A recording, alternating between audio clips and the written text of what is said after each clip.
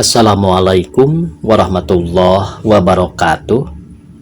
Pemirsa subscriber YouTube Mang Cecep Gorobacep anu satia satu manco di mana bae ayana.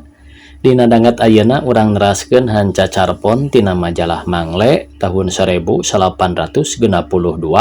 nomor 53. Carpon anu baris kapidangkeun dina dangat ayeuna judulna nyaeta Ari Bangkong Haram. Ieu yasana padna SN.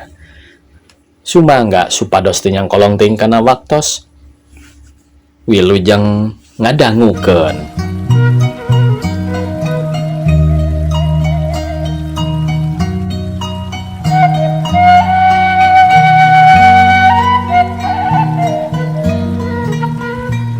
Di redaksi cenah teh pamirsa di luhurna. Di Gustihus non es di Pusiandum. Pangabeuki mah teu beunang dipasinikeun kitu painten kirang langkung hartosna. Karangan dihanap nyaritakeun bangkong haram atawa henteu. Lain nganjurkeun supaya urang ngadalahar bangkong. Urusan halal haramna kudu nulis diterangkeun pustaka anu kapendak. Walhasil ieu mah sakadar babasan atanapi esei anu didasarkeun kana ilmiah. Nurutkeun tarap nu nulis. Pikeun urang mah rek halal rek haram teu jadi soal sabab satungtung aya keneh nu dagang lauk, daging, oncom, tempe, tahu, kerupuk, lalap jeung sapapadana mah tangtuna oge moal waka-waka ngadaharan bangkong. Atanapi aya oge anu palai ngaraosan bangkong teh kaasup sato amfibi, hirupna nya di darat nya di cai. Ku sabagian ulama amfibi teh cenah mah haram asup kana hayun fidraini. Para ulama anu ngaharamkeun hal eta dumeh ngukuhan omongan kieu lamun kadaharan matak geuleuh haram di daharna. Padahal eta omongan teh relatif pisan pikeun ngaharamkeun sabab henteu kabeh jelema geuleuh kana bangkong. Ulah wani-wani mastikeun haram kana sarupaning kadaharan lamun teu aya firman Allah sareng Rasulna.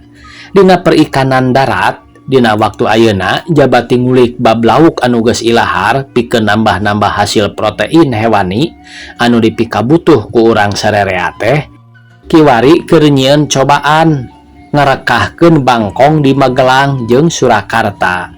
Ceuk sabagian alim ulama bangkong teh haram pikeun didahar, tapi nurutkeun katerangan saderek Ruhiyat Atmajaya berita perikanan K11 nomor 2 bulan April 1858 kaca 18 majar bangkong teh halal.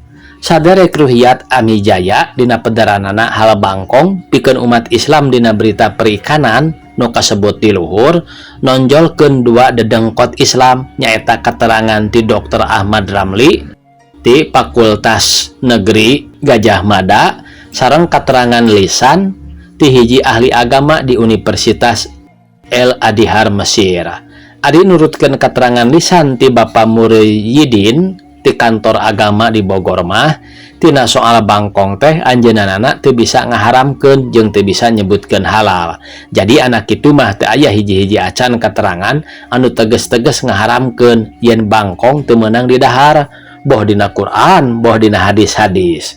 Ceuk taksiran kuring mah ulama anu ngaharamkeun ngadahara bangkong teh lumeh bisi urang teu terang aturanana sabab aya bangsa bangkong anu ngandung racun matak ngabahayakeun pikeun manusia. Racuna boh dina tulang boh dina awak bagian sejena aya zat anu kacida bahayana pikeun jalma matak lumpuh.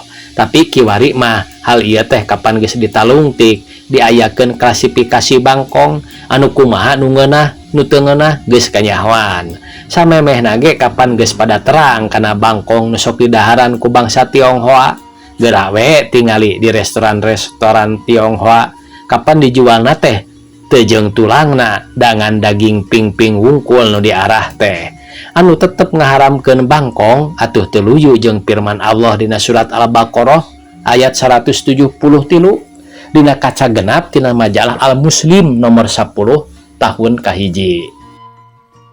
Dina ayat eta disebutkeun yen ngan bangke getih jeung daging babi nu diharamkeun teh. Jadi ulah gana-gana nyebut haram pedah urang ngadenge samang-samangsa nu matak geuleuh teh haram di daharna. Ceuk saderek M. Nijami berita perikanan teh hiji Mei 1860 dina pedalanana kacida condongna kana ngahalalkeun bangkong. Dina tulisanana dikuatkeun ku katerangan-katerangan tina majalah bulanan Al Muslim tahun ka-10 kaca 10 nepi ka 11. Ayat-ayat nu ngajadikeun contoh yen bangkong teh jeung sabangsana ulah diharamkeun saperti dina ayat ieu. Hei Nabi, kunaon bat wani-wani ngaharamkeun sarupaning anu geus dihalalkeun ku Allah?